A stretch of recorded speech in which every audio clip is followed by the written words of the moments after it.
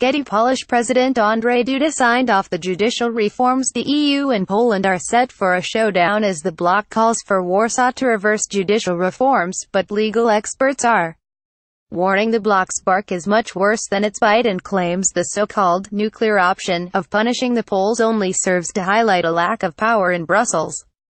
The long-running row centers around Poland's highly controversial judicial reforms, which were given the green light by the Warsaw 2 weeks ago despite warnings they broke EU law.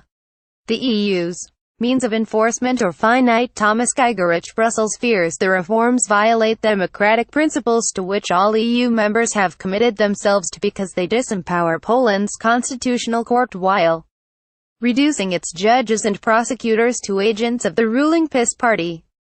But lawyers warn sanctions possibilities open to the EU are limited and say proposals from Brussels much more threatening than they can ever be in reality. Renowned professor of European lawyer Thomas Gigerich said the EU's means of enforcement are finite.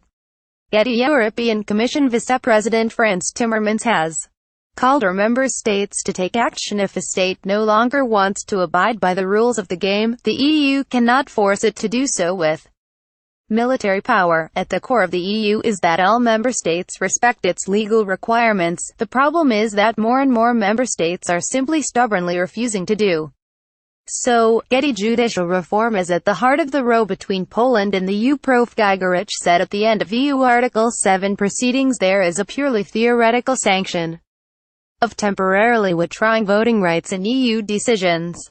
He said, that would almost equate to a temporary partial expulsion from the EU.